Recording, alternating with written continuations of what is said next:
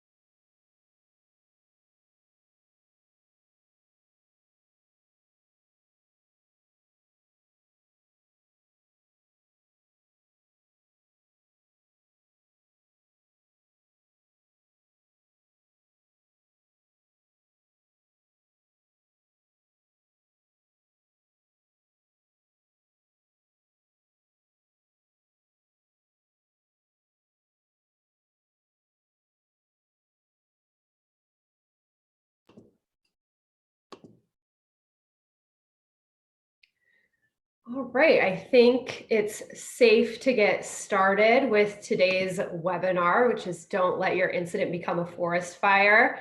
Thank you everybody for joining. Today we have Carlin Dornbush presenting. Carlin is the lead for the special interest group for ISSA Denver and is also on the international board for the ISSA Privacy SIG. Carlin is also the president of American Cybersecurity Management, and he's going to be talking in detail about the devastating forest fire that happened near Grand Lake in October of last year and how the response of the firefighters parallels the response of security incidents and how you approach that response. We want this to be an interactive session, so there is a Q&A box if you have any questions as we go through. Please don't hesitate to type them in and I will be able to flag them up for Carlin to ask as he's presenting. So with that, I'll hand the mic over to Carlin to get started. Hey, thanks so much, Elizabeth. And thank you, ISSA Denver, for letting me present today. Being part of this digital forensics and incident response special interest group's been a lot of fun. And we're hoping to get more presentations up here as the year goes on too. I do run a company called AmericanCSM.com. We help companies of all sizes protect their assets and data through our security and privacy programs. And today I want to talk about what happened at a physical incident in my observations around that incident. That's the East Troublesome Fire of last year. And then as I go through this, you can start to draw some parallels to incidents that we have maybe that you've seen in our cyber world. So hopefully you find this informative and a little bit educational as well. So if we remember back in October 14th specifically of last year, there was a man-made wildfire that was discovered east of Kremlin, Colorado. And so smoke was seen, a forest ranger went out and went through what's called an initial attack and began to start to put out a fire. Now, all the details of who caused this fire are unknown at this point in time, but we do know that it was definitely man-made. And it was kind of in a remote area there where you can go kind of camp back in some of the backcountry. So the firefighting department called this an initial attack. Okay, and that's kind of an important term. And as we look at the firefighting organizations, you may not know that they are highly reliable organizations. And there's actually books out there that describe HROs and how to, a really good book here on really how to manage the unexpected. So with an HRO, you've got this preoccupation with failure. So the entities there and the folks try to identify and report even close calls and near misses and unexpected outcomes, because those can be really symptomatic of larger problems. And so they try to document these things and see if there's any correlation that could lead up to maybe more serious accidents. There's reluctance to simplify, and so they really invite skepticism to their practices and question their standards and procedures all the time. And they work really hard to reconcile diverse opinions. So you can imagine, you know, a lot of the dining room conversations that go on with firefighters. They're sensitive to their operations. They're very vigilant about detecting even smaller errors in their ways and bringing those up and trying to make course corrections immediately. And they really have a strong commitment to resilience. They think about what if a lot and pressure themselves into worst case scenarios through conversations and really role-playing exercises. And then the deference to expertise, they really allow the decisions to be made by those with the most expertise and not really those who have necessarily the most experience or the highest rank, but really the best expertise. And, you know, along with, while we've got a lot of principles, whether you're in the privacy side or the security side, there's actually a set of wildfire safety principles that are out there. And there's a variety of these out there, but what I'm listing here are probably the ones that are the most well-known. There's a book on this, of course, and the fs.fed.us has a website dedicated to a lot of this as well. So really about, there's a lot here around managing process. So the look up, look down, look around kind of model. These all sound really basic, but these fundamentals get really important when you're surrounded by fire, when you're going into high risk environments, right? They have this LCES, so lookouts, communications, escape, and safety zones is a model that they represent as well. And so always knowing where these areas are and the best processes around them. And the safe zone guidelines, they do establish safe zones early on and allow those to be managed as well. So it's not just necessarily managing the fire specifically. Downhill line construction, all about laying out for fire retardants and prevention, water lines and so forth. There's a lot here around communications, and so this is both internal to the organizations, but also external as well. So how to communicate via the media and with all the social media that's out there as well. And then there's first aid guidelines that they go through too, as you can imagine. So that was just a little bit of background on really HRO and the fact that these fire departments are HROs. A little bit of background, and something that folks may not have even thought about before. As you drive by a fire department, you may not know all that's actually going on there. So back to our incident. On that 14th, and this picture here is of the 15th. That's about the furthest one back as I could get. But that initial reporting is going on, and that next day on the 15th, the winds have increased and coming from that northwest and blowing that fire, as you can start to see. And that initial attack was not effective, given that remote terrain. And now that fire is starting to consume over 3,700 acres. And the important things to look at on this map are the areas of Kremling, Hot Sulphur Springs, Granby down there to the lower right, and then in your upper right is Grand Lake. And so these are all the important towns that we want to protect during the fire. And we're going to start to see, as we all know, that this thing is growing out of control, but we're going to start to see the growth through here. So this is a picture here of really day 2 of the fire.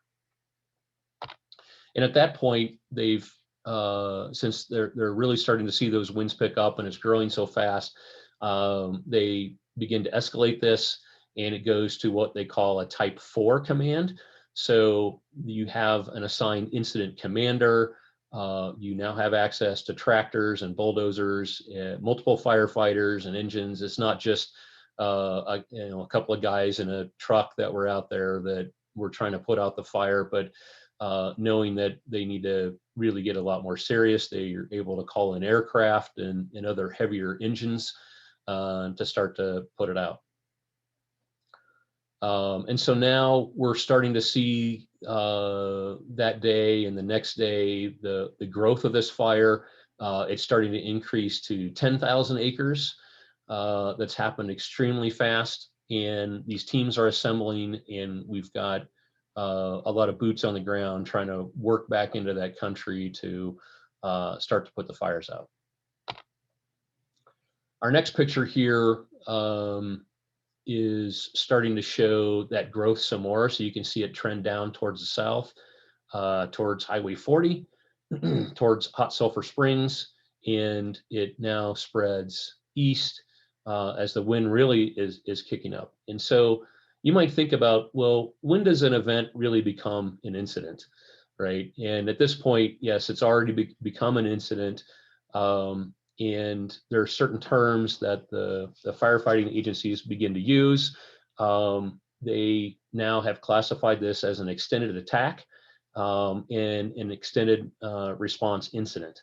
And to get to that extended response incident is really, by firefighting definitions, it's 100 acres or more. And so we crossed that one awful fast. And now we're starting to see this fire cross the highway there on 125, which is a 2-lane road that takes you up to a town called Walden in northern Colorado. That it has wide shoulders on it. There's some turnoffs on it, and so it was felt that that would be a fairly good fire line. And of course, it blew right past that very quickly. So now our incident commander is in control, and that extended attack incident is in phase, and all of its capabilities from that initial attack have been exceeded, and now they've got something a lot more serious on their hands. So this is just in just a few days. And some of the pictures here from Granby, you can see that fire cross. This is looking north from Granby, and you can see the fire cross that Highway 125 there. And so now we kind of move forward to October 21st, which is when this picture was taken, and those winds have accelerated a lot. We've got what they call hit and miss on the fires and clean burns, which means that if something is hit by the fire, then it's pretty much burnt to the ground. Or if it wasn't hit, then the wind is so strong that the fire has just moved right past it. So we're going to look at this day of the 21st here because so much happens. We burn up over 100,000 acres on just this day alone. And at this point, there are 200 responders in the area, and as well as additional volunteers. And we have Channel 9 News on the scene. And so I think some of you may have seen the reporting from Channel 9. This is the location that they're reporting from, and it was about as close as they could get because the winds are blowing so hard. Also, in the morning of this day of the 21st, they escalated to Type 3. And Type 3 really starts to build out your organization. You've got the planning organization, your operations team. So not only do you have a fire boss, but you've got additional heavy equipment. You've got crew bosses and squad bosses. And so you can start to see a hierarchy now being built out from the firefighters. You've got multiple engines and strike teams, all different types of vehicles, from 1976 Ford F-150 pickup trucks to some of the much nicer, bigger, higher end engines that you have seen probably in your town.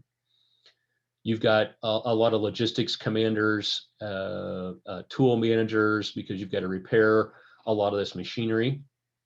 And you've got a food unit leader because now you've got this organization that you've got to keep fed. And then, of course, you've got a financial representative here that is starting to deal with all the accounting and management of all the funding. So you've established an incident command post there in Granby. There's a lot of analysis that goes on to really understand what that organization needs. There is, they call it the ICP, that incident command post. There is a incident response pocket guide, if you will, this IRPG, that everybody knows about, all the firefighters know about. They begin starting to formally follow that. And that IRPG establishes a variety of standards for wildfire incident response. It provides a lot of critical information on operational engagement, risk management, a lot of hazard response, as well as aviation response and management. So they're reviewing that document. You've got staff in the facilities that have this up. You're now getting regular communication to the media as well. They've established a facility where they have maps up. So some of those maps I just showed you were shown. They're updating that every day. There's a readout every evening, normally around 5 p.m. And the incident commander now is the Type 3 commander. And he specializes in establishing this organization and building it out. From this picture here is taken just north of Granby that same day. And you're looking northwest here, and that fire is heading north. So it's heading right towards the town of Grand Lake. This is the text that I get on that day, and I thought this was interesting to capture that, here we are, we're in pre-evac orders. We're being told to prepare and what to prepare, get a change of clothes, shoes, medications, identity, wallets, cash, water, snacks, your pets, so forth. And so I thought this is a pretty thorough and fairly succinct and well thought out message, that had obviously been prepared and then sent out to everybody in the area. Once again, don't call 911 unless you really do have an emergency, or if you have trouble evacing on your own. So that was the pre-evac order. And at that time that pre-evac order happened, this is a picture from downtown Grand Lake, on Main Street here at the park area right there in town, looking west, and you could see all that heavy smoke coming. The sun is being clouded by the smoke, and it's getting kind of late in the day. Well, less than 1 hour later, less than 1 hour later, still on the 21st, this text comes out, right? Which is, okay, mandatory evac, right? Get out, go south on Highway 34, get your overnight bag.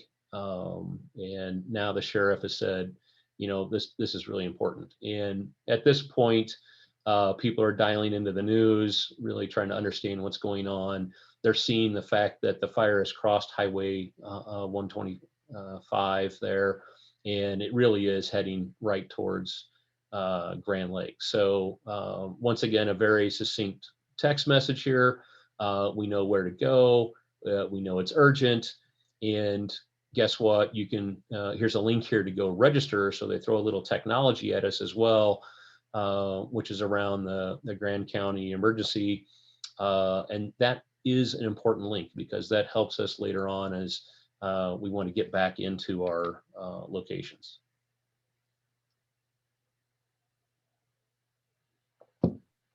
Carlin, quick question. Given the pandemic that was ongoing, were the evacuation notifications, were they handled any differently than they would have normally? Were they forced to utilize different technology? And then tying that back to the cybersecurity, how are notifications currently handled with everything going on in the world? Yeah, good point there. So, I guess you could think about the citizens as users, right? Or maybe employees in the company that had been breached. This is a common process, already standardized, had been used before. So, COVID didn't really impact that. What COVID did impact was the fact that as everybody is congregating and working together, and we've got over 200-300 firefighters at this point, everybody's wearing masks, right? And I think the social distancing challenges there were pretty tough. And so I think that really just, from a COVID perspective, everything got really physical really fast, right? And that became the critical part. But when the fighters are out in the field and they're working on your house and digging ditches and laying lines, they've got respirators on, they've got helmets on and face shields already, so they're already pretty well prepared for just by coincidence, defense against COVID. It was more, I think, the case of getting back into the vehicles, getting back into town, getting food, getting shelter, right? Rallying for meetings and updates where everybody's wearing masks again. Yeah, so good questions there. And I will talk some more about that as we also look at some of the infrastructure that was going on behind these, the scenes here. So another picture here, this is now kind of our mass exodus coming out of Granby. So this is the highway coming out of Granby, going towards Fraser, looking back north. It really was something to see, and it's just, you can't tell it right now, but you're just choked at this point. There's so much smoke in the air. You can smell it, you can taste it. It's really horrible. Now we get another evac notice, and that Highway 34 is running in both directions. They're wanting folks to know that they can get out on Trail Ridge Road, which is a good thing, and use that right shoulder if you're heading north, and be safe. And so once again, really clear messages here on how to get out of town. Unfortunately, we had to go to type 2. And very quickly that Trail Ridge Road gets shut down. When we go to type 2, we take that type 3 organization and we blow it up. It gets a lot bigger and a lot faster. So the same architecture is there in place, and now you've got multiple operational periods that they're looking at. And once again, this is all still happening again on the 21st. So they went from type 4 to type 3 in the morning, they went to type 2 in the afternoon. And so now they're really spending a lot of time on a variety of things, which go from written documentation and objectives, and understanding these maps and where they really can get focused on certain areas around the town and the part of town, and building up that strategy. So there's some key indicators that they look at when the transition to type 2.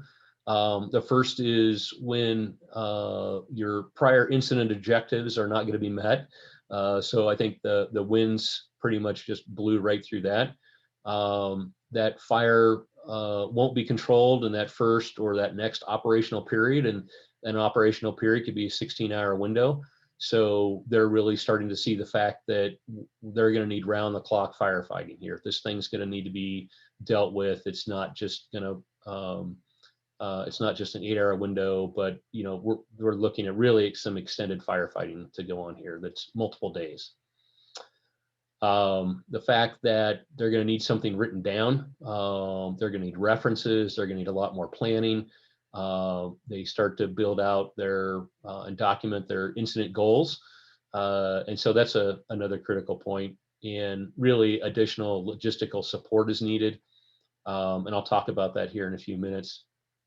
They've got their incident base camp, but they now need to really start to deal with the feeding and the sleeping and supplying of the entire organization. And the other thing here is that fire had completely exceeded the capabilities of the type 3 team. So they've really got to step it up now. And this picture is taken just right outside north of town. And this is the fire moving right along Trail Ridge Road as it begins to now cross Trail Ridge Road. So another text I think came out, which I didn't receive, but I did hear it go out, which is basically avoid Trail Ridge Road. But I think it was pretty obvious. They had already shut the highway down at that point, and just because it happened so fast. So if you had just, if you're normally driving from Grand Lake up into the national park entrance, you're now going to see these very trees, what's left of it, burnt to a crisp. So that this fire does burn everything just right down to the ground. So before we talk about what happens the night of the 21st, I wanted to kind of reflect on, so what were some of the vulnerabilities in the fuels and so forth? And I think it's important to point out that year we were having a drought. We had, even though we had snow in June of last year, it had been so dry from the end of June up until October. Very, very little snow, very little rain. I think rain for the state, the accumulation was just a little over 4 inches, which is I think the 7th or 8th driest year Colorado has ever seen. It was, I think, if I remember right, it was 2008, 2010, when all the beetle kill and the beetles had come through here and just chewed up all the trees just under about 9,000 feet in altitude to about 7,000 feet. And if you were back far enough, you can kind of see a band of the trees chewed up. And so there are numerous trees that had been eaten, of course, and then a lot of them had been blown down or had fallen down. So you had a lot of beetle kill up there. The red flag weather, the unusually high winds. It was just a really bad day to have a fire. There's, obviously no good time, but this was a really, really, really bad one. We had the other thing was there's extremely low humidity at night. So that really contributed. And that was, I think, one of the major complaints by the firefighters is just really no relief during the evenings. So this fire was burning as strong at night as it was during the day. There's a few other things that I think are important to point out here. With the poor land management that has gone on, and that's a result of the underfunded Forest Service. The Forest Service budget has been slashed since 2000, pretty much continuously. And those funds have been used for other things by our federal government. And as a result, we're not able to groom the forests. We don't have as much patrolling that goes on. We're not educating campers. We're not educating homeowners. And as a result, that risk goes up. And so the poor land management here, and there's a lot of articles that talk about how really a lot of the Forest Service is just a tinderbox waiting to go up, and sure enough, this particular one did. There hasn't been any investment in detection or protection. Certainly, it's difficult to protect a big environment like that, but even the detection side has waned a little bit. We don't have as many folks patrolling the areas.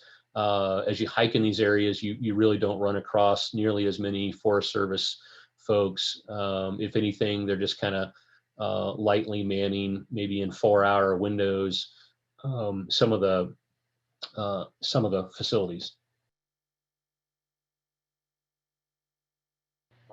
So, unfortunately, all this has added up to what we saw.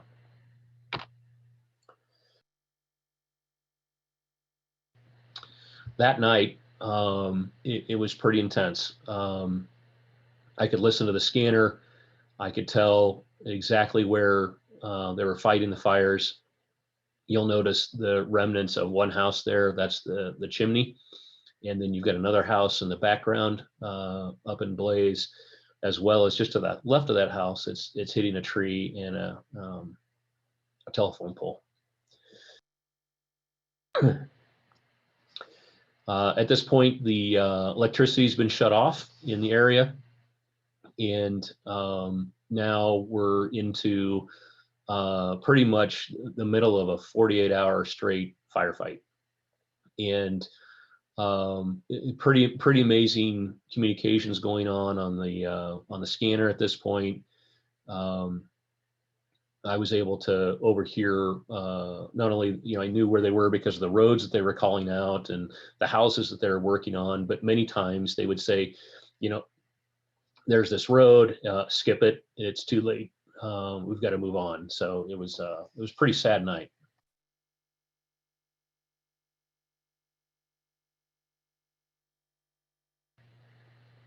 There was one call out to get a set of firefighters out who had been circled on 3 sides, and they needed to head out down the road.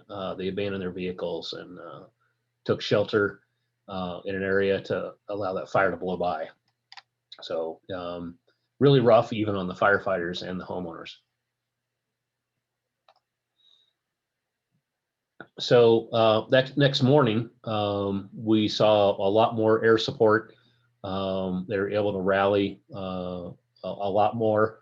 The helicopters had been grounded that day and night of the 21st. We didn't see very many planes. There were a few planes, but they were only able to run a few drops. The good news is that there was water nearby, so you could watch the planes fly into Lake Granby and scoop it up. And they were doing this at 2 planes at a time, and then just going, half a mile, and then dropping their payload. Excuse me. So we saw observer planes in use, as well as satellites being used. And then also now then on that 22nd, we went to Type 1. So you don't get any more of a full built out organization than this. When it comes to a fire, a lot of things being managed here, from the resources, the people, the various air support that's provided, helicopters, airplanes, you name it, it's there. We've also got now the National Guard has been called as well. So that was authorized by the governor, and now it becomes the most important fire in the United States. And what that means is unlimited resources. And I think that grew up to around 3,000 firefighters in the area. We were able to call in some of the big jets off of the California fires that were going on as well. So I know decisions had to be made there as to where they could apply, the best resources to the right state even. So big team here at this point, and I can't remember how many National Guard came in, but I do remember driving by, and I think there was probably at least 50 or 60 vehicles in the area, and they were used to really as additional police force after the fire blew through, to reduce any kind of looting, to support anybody else that needed assistance, and then also just as blockages on roads, so that people weren't just scurrying back to their houses yet when it wasn't safe to do so. In my observation here, I thought it was interesting to look at some of the roles that were used. The core resources here, I tell you that fire marshal and the sheriff, really key resources. The sheriff received all kinds of kudos. I don't know if he got a badge, but an incredible coordinator, both on the radio and with the public. I think that was really critical, and then he orchestrated the National Guard as well. So you've got various types of crews, hand crews. We called in the mountain climbing teams even. So in 1986, Colorado founded a firefighting organization for high altitude, and both of those teams that existed were called in to this. We had tons and tons of volunteers that came in to help. One of the things you might not think about was that night of October 21st, there were 2 individuals, and they had their big Ford F-350 dualies out and were towing giant tankers of fuel. And so they were driving from Granby into Grand Lake area to fuel the fire engines that were there, and to ensure that the machines were still running and so forth. And they had various generators that were out there pumping water. So all this has to be kept up, and it's quite the orchestration that goes on. And incidentally, that while one of those truck crews were bringing the fuel in, they actually volunteered and were helping to put out the fire on one person's house there. And lo and behold, that driver's house just down the street went up in flames, and was a total loss. So all kinds of crazy stories like this were going on. I think it's interesting to, this is a good time to talk about the COVID protocols. That YMCA facility was critical in Fraser for housing pretty much as many people as they could, feeding everybody, getting people masks and all the PPE that they needed. And so that, thinking through, where are all the rally points and the sheltering areas that that they can get to was really critical. Okay, so here's one of the later pictures. In the black marks there that you see, those were the fire lines that were laid. So that's all containment that was deployed. And that day of the 22nd, we saw this fire go from 18,000 acres to 187, almost 188,000 acres. The fire spread eastward, went right over the Rocky Mountain National Park, right over the top on the 22nd, and went right down into Estes and was threatening to link up with another fire that was going on over there. So we saw that fire jump 12,000 feet in elevation. It was pretty amazing to see that. I think everybody was pretty surprised when they saw that happen, and that really got people worried. The fire to the north there, you can see there's no containment lines. There was no real capability to get in there, other than through planes. Helicopter, that was quite the distance for the helicopters to go.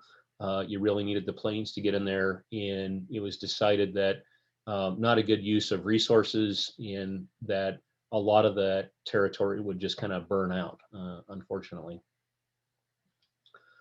The other thing that was happening at this point was the use of satellite imagery, and we'll get into that here in a little bit when we start to talk about some of the technologies that were used to fight this fire. But satellites were used to start to look at really the growth and build a lot of this mapping that was done. And so now, if you're right back there in Grand Lake and you look north, you can actually see the fire right across the hill as it moves north and east. The hope was that it wouldn't blow back down into town. And so they went and laid fire lines on that north edge of town. So a little bit on the processes that I observed, just listening to that scanner and knowing the area well. This is kind of what I saw. The holy cow windstorm was a big one. Even telling firefighters to get out of the fire's way. There was a lot of sheltering and falling back. There were processes for that in place for the firefighters. As some of them became, nearly encircled in certain areas. The way they assessed facilities and risk was extremely fast and I think fairly thorough. We saw calls for help at the national level. We had 8 responders lose their homes. And so, they weren't even able to get to their homes themselves to defend them. They had other duties. We went to a type 1, unfortunately, and the perimeter protection, I could see, there were the way the water lines were laid on the roads, and basically think about it as giant garden hoses that are just leaching out water. And so they lay those around houses and build up a defensive perimeter there. And then even seeing everything kind of go back down to a type 3 level afterwards, but there's a full process on mop up, full process on the National Guard management, the way they would allow people into their facilities or not.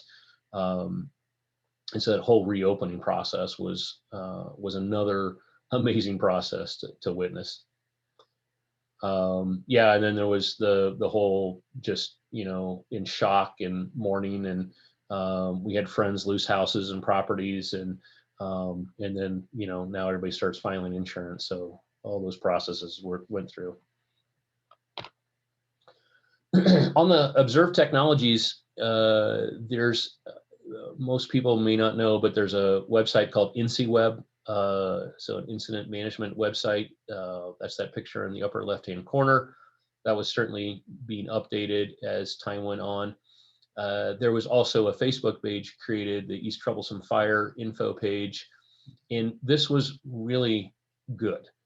The content was good. There were links there to videos of the fire department's daily readouts and call outs and mapping, and I'll just a great wealth of resource there. And I think the point here to learn is that the fire department worked really hard to push data to people. It wasn't just come and pull the data. There were lots of places where you can go get information, like the InciWeb. There was also the Grand County Disaster Relief Assistance Center, which is that picture in the lower left, and that had all the critical phone numbers for you. And if you had lost pets, or were looking for folks who had been in the area, all kinds of public health information, the sheriff's information, Veterans Affairs, all those resources were available there, and all consolidated there quickly for you to get to.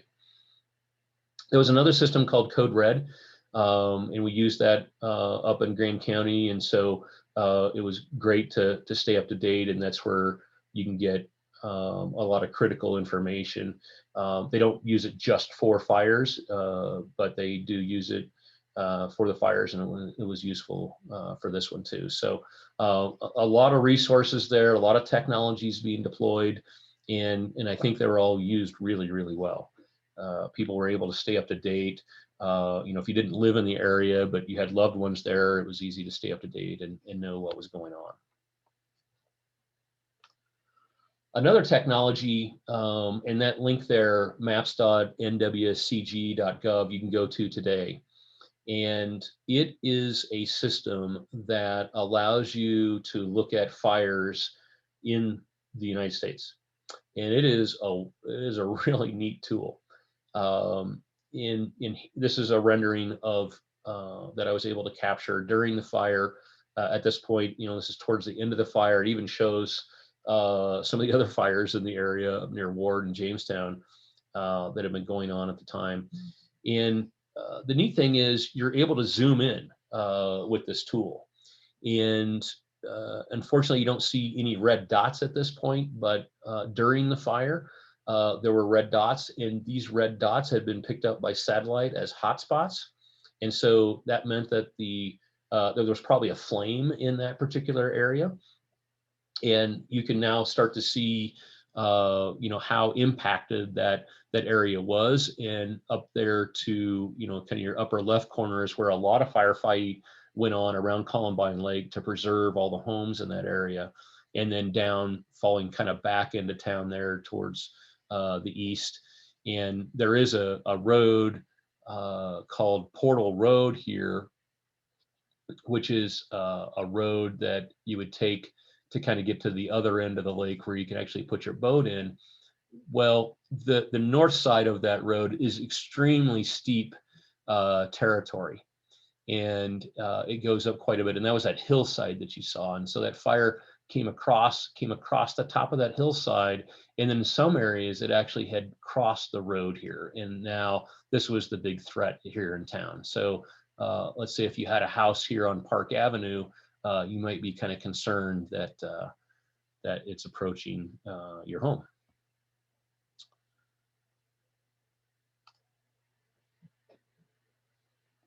There were a lot of incident response experts deployed here. The mop-up teams were, just as important as the guys that fought the 48-hour fires there during the night and the day. It was interesting to learn that, did a little research there that, firefighter, they say, can burn 5,000 to 6,000 calories a day. That's a lot. So they have a nutritionist on staff that actually helps with a lot of that, the food distribution and manufacturing, so that they're getting all the right nutrients, and they've got a balance of carbohydrates and proteins and so forth. And so that's a really, really critical piece that I think you think, oh, yeah, great, they're going to put out my fire. But when something lasts this long, that these guys need 5 to 6 quarts of fluids a day, just alone, just to get through it. So, our power had been cut around town and in town. And one of the things that happened just 2 days later is the sheriff had organized a bunch of plumbers to come into town. So with your electricity off at high altitude and with all the snow, which happened at the same time, and the temperatures dropping into single digits, then your heat's not on.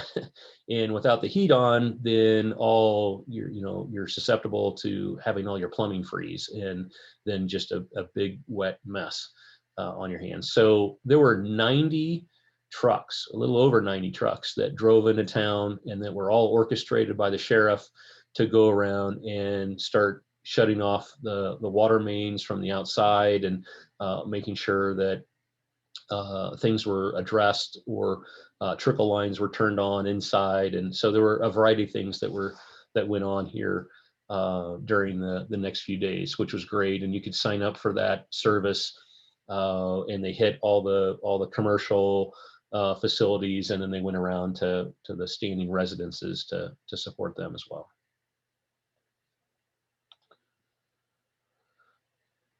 So as a result here, we had 30 homes or 300 homes that were lost. There's 6,500 homes in the area, 200 other structures. We had 2 deaths. A family had decided, a couple had decided to stay there. The firefighters did reach them in time, but they had still made the decision and refused help. So you've probably read about them in the news. It was amazing just to drive around and just see all the automobiles that had been caught fire. And we had 194,000 scorched acres. That was a lot. A lot of land that went up really fast. And now we've got, the issues ahead of us, right? So we've got a lot of erosion that will be happening, and a lot of runoff this spring and summer into those 3 lakes. So Lake Granby, Shadow Mountain, and Grand Lake. Also, running off into the various other water areas. So we're probably going to be looking at a lot of water issues that need to be dealt with. A lot of rebuilding. A lot of people have already scraped their properties. I think I saw one property that was already being rebuilt. But a lot of rebuilding that's going to be happening here over the summer. And of course, a lot of views that have been lost, all the natural resources that we had up there. Now, the good news is you can drive into town and everything looks really good. It's when you get back and actually, or up into the mountains, that you really start to notice the loss to the area. I wanted to call this one out. I thought the metrics being tracked on this were good. So we've got here in this lower section here, 2020 data that really shows that, we only had about, only 1,000 fires this year in the state of Colorado, but the consumption, over 650,000 acres were lost. So I think it's important that charts like this really start to show these types of facts, because you could look at just one piece of information and draw some interesting, results here. But these are good little dashboards for us, and I think dashboards that you can be using in your organization to start looking at, trending incidents and impacts that you would have. I've got a few more pictures here. You can see, looking, this is just outside of town, looking up the hill towards the north west, where there used to be houses. And you can see a few, or you can see one prominent chimney here There is one house back here in this left corner, and luckily they had so much property cleared out around them because it was such a new build that that house completely survived. But most of the other ones in the area did not. And if your house did survive the fire, then it was susceptible to having all these trees either blown down. This is singeing here on part of the house. This house is undergoing repairs right now. But most everybody had roof damage of some sort at a minimum in the area. I think the other thing to think about is really, so how do other people look at this, right? If you've had an incident, what does that look like to the market? This is what this fire looked like. It was a very prominent picture that somebody took. I think they're flying to California and flew over Colorado, and I think a really good picture that evening there. The whole state's pretty much up in flames. And towards the end here, I think, there's the economic side of this. January 15th, we received approval for the public assistance program. So FEMA was able to step in and start to providing some relief to the damages to the businesses and individuals.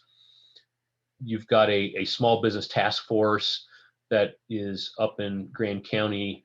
There are various co-ops and a lot of grants that are going on. So trying to help folks rebuild financially. The county and the towns also did a lot of things here on the infrastructure side. They did some relaxation of zoning. They help people with debris management and not, penalizing people for things, opening parts of roads which might have normally been closed so they can get back into some of these areas, and also some of the road management. So that was really, really helpful. There's been a lot of individual care as well. There's a mental health care clinic up there that has been providing some free services, and then there were about 15 other businesses that followed suit to provide services to folks who had been directly impacted by the fire. There's a fund called the Grand County Wildfire Emergency Fund. So far, as of when I put this together, is about a month ago, they had raised about $3.7 million, and they're still raising funds today. So you can find the Grand County Wildfire Emergency Fund and make a donation there if you'd like. And then I just have a few more pictures here so you can start to see what it looks like now. That fire came before we really got into heavy snow, and then it did snow, which was good, and that did help put the fire up, put it out up north and in a lot of that back country. But this is what it looks like just outside of town. This is a pretty prominent snowmobile area, and pretty much all direction you look, everything looks like a toothpick. If it doesn't look like a toothpick, then it's blown down on the ground, which is now happening a lot more frequently. So you can start to see a lot of this. And there's a trail grooming association up there that grooms all those snowmobile trails. And every night, he posts on Facebook as well, and the pictures and the videos and so forth. And they do an amazing job picking up trees that have crossed those trails every night and keeping them safe. So that's been good. So now, I think we could look at some of the parallels to kind of the cybersecurity world.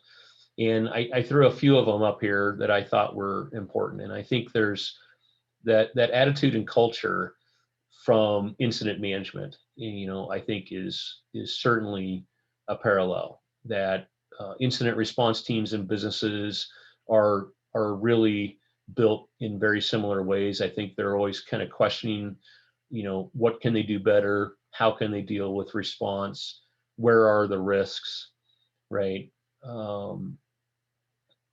I think when we also look at those funding issues, right? Those incident response teams aren't always well funded. or maybe they're understaffed, underfunded, right? And then when you have that perfect storm, you're caught and need to pull in resources from other areas. So I thought this would kind of give everybody a few minutes here to kind of think through this a little bit. You might find some corollary to your own organization, right? And maybe reflect on that as we've kind of gone through this presentation.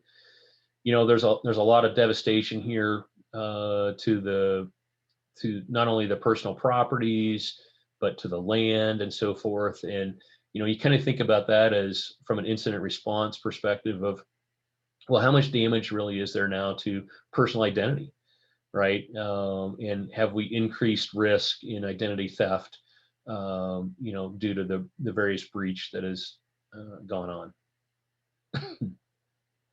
The other thing I think about is, some of the management and lack thereof in the Forest Service, and maybe think about those trees as the kind of data that you have in your own organization. So, are you storing more data than you need, right? Should you be culling that data? Data retention is a really important part of our processes. So I thought that was kind of an interesting corollary too. So lastly here, how many people remember Smokey Bear, right? He was born in August 1944. And you may remember, advertisements and posters and commercials, right? And only you can prevent forest fires. Well, we haven't seen Smokey Bear much, right? There hasn't even been funding for a lot of that awareness. And we know today still that 9 out of 10 fires are caused by humans. So while we get a lot of lightning strikes here in Colorado, and we've had some big fires due to lightning strikes, those are pretty rare still. It's the daily fires that we're seeing from inappropriate use of land and management.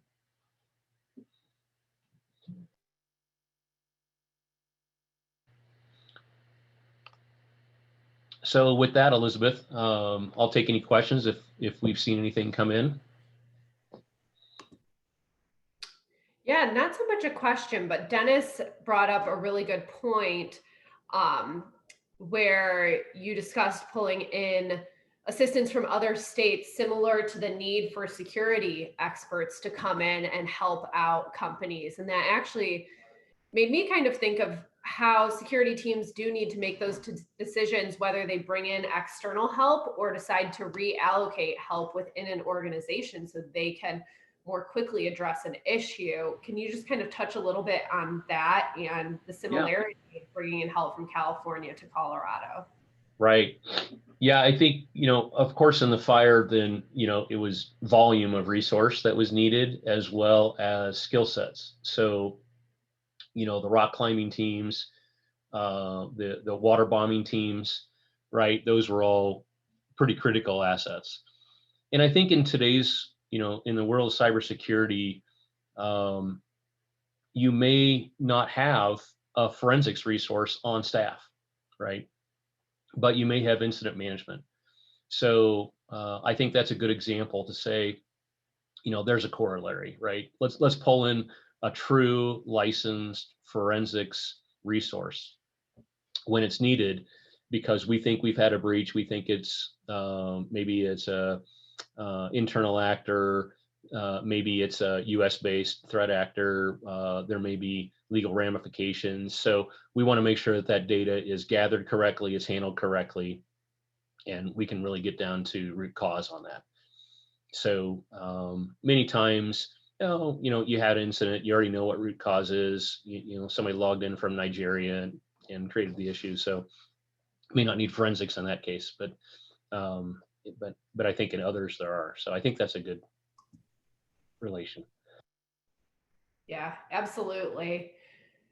Along those same lines, I think you also drew a lot of parallels between the response for this fire and how cybersecurity professionals have to respond to security incidents. And coming from the privacy side, I can actually see a lot of similarities in how data breaches are handled. So, is there a general playbook that people should be following for just handling breaches in general, regardless of the issue or the industry that it's happening in, or is it pretty siloed? Yeah, well, I think it really should be business driven. And so, that we talked about some of those playbooks that the firefighters use, right? And the guides and so forth that they have written. And every organization should have an incident response plan. They absolutely should. And if they don't, they actually have an incident response process. They just don't know it yet. They haven't experienced it. And it may just be having the CEO run around with his hair on fire, beating people up until they figure out what has happened.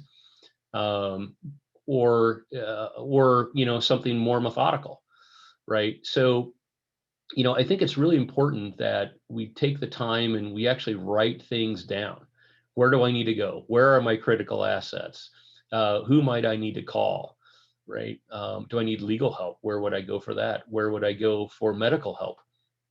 Right? Where is my nearest hospital? Where is the various resources that I would need? So maybe we've had a burglary, right? And start to think through some of those scenarios. So I think everybody can create an incident response plan, and if they just sit down and take a template, anybody's template, or even get a third party to come in and help you do that, and think that through a little bit more so that you kind of have the right perspective for your organization. Yeah, I think having a defined process in place, regardless of what it is, having something that the organization is aware of is going to help anybody when they're in those high stress times where they're trying to mitigate something. You don't want people running around like chickens with their heads cut off, if you will. Right, and you want to keep that efficiency. The smaller your organization, the more efficient you probably are, and you want to keep that rolling. So just take a few minutes and write some of these things down, right? So that if it does come up, then you'd be able to address it quickly. Yeah, absolutely.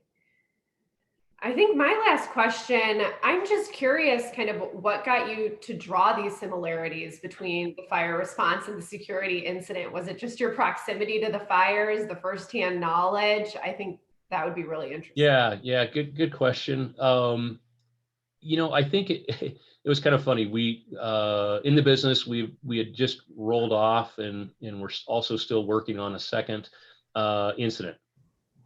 And I think I was even supposed to give a presentation that afternoon, and all this was going on, and I just shut everything down. I said, I don't have time for these other things. We've got a lot of things to deal with here. So, and I think at that moment, my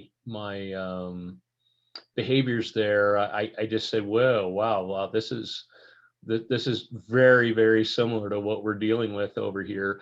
And I want to start to maybe capture some of this as I kind of go along, and taking a few pictures and screenshots and various, memories, and kind of writing things down in a little bit of a diary, because I thought, this is significant enough. I'm going to want to look back at this. Oh my gosh, not only is it a giant fire, it's during a pandemic, and it's impacting me. And so in our business too, to some degree, I just felt like I need to tell a story at some point in time. And so I wanted to also let things play through, and I wanted to see how long it would take to play through. And so that was getting the funding, right, waiting for that to occur, and really getting enough snow up there to see, well, what's this really going to look like. I think that the contrast there with the white snow is a big deal. And one thing I didn't mention, I don't have a really good picture of it, but if early on when the snow came down in November, you could cut part of the snow, and we do this for a lot of avalanche training and assessment, but you could tell the layers of smoke and ash that had been blowing and then the snow had come again, and then there was another layer of ash, and then the snow had come down again, and you would get, 10 layers of this. And it was real interesting to see that. And we're going to see a lot of ash, unfortunately, for a while here till nature can recover. Yeah. So yeah, just general interest in nerding out, I guess, on incident response, and trying to find a way to put the information here to kind of like good use, right? And not just seen as a total, just devastation of the land, but maybe get some education out of it too. Yeah.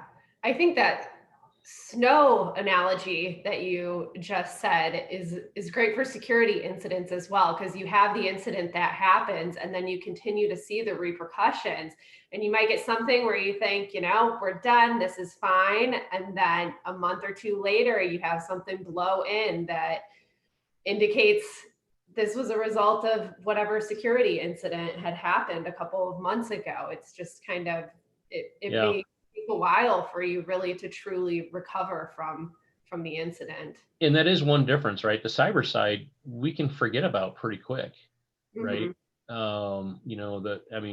Are we still impacted by the Marriott breach? Most people would say no. I would say, well, you probably don't know, right? Mhm. And that data is still being used against us. It's now been weaponized, Mhm. and that's what's happening with all this identity theft and fraud that's going on, especially with 1 million cases of unemployment fraud here in Colorado. So it does come back and bite us, unfortunately. And just like the fire, we're going to see a lot of devastation there for years to come. It'll be 20, 30 years for trees that size ever get back there. So Yeah, absolutely. Well, that's all I have as far as questions, and I haven't seen any additional ones come through in the chat.